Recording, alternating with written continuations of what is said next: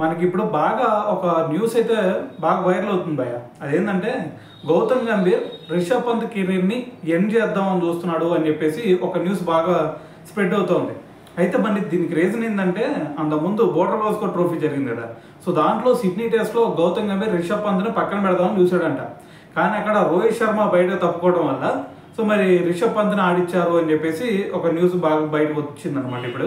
అయితే అది పక్కన పెడితే మొన్న ఇది ఫస్ట్ టెస్ట్ కంప్లీట్ అయింది కదా ఇంగ్లాండ్తో.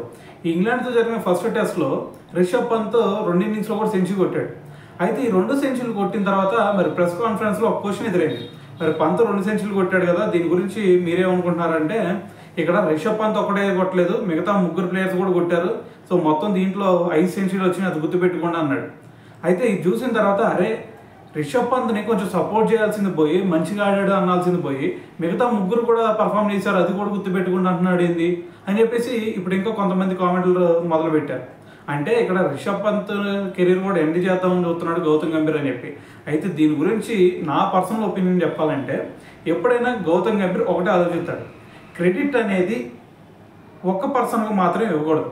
క్రెడిట్ అనేది ఇక్కడ టీంలో ఎంతమంది అయితే మంచిగా పర్ఫామ్ చేశారో వాళ్ళందరికీ క్రెడిట్ దక్కాలి, లేదు అంటే అందరికి దక్కకపోతే ఎవరికి దక్కకూడదు అని మెంటాలిటీతో ఉంటాడు గౌతమ్ గంభీర్ ఎప్పుడైనా సరే. సో కాబట్టి ఇక్కడ కూడా రిషబ్ పంత్ విషయంలో పర్టికులర్గా రిషబ్ పంత్ను మాత్రం అడిగారు కాబట్టి మరి మిగతా 3 ప్లేయర్స్ కూడా చేసే మంచి పర్ఫార్మెన్స్ సెంచరీలు కొట్టారు కాబట్టి వాళ్ళకు కూడా క్రెడిట్ దక్కాలి అనే ఉద్దేశంలో ఇక్కడ మరి గౌతమ్ గంభీర్ మాట్లాడుండొచ్చేమో అనేది నా పర్సనల్ ఒపీనియన్ అనమాట.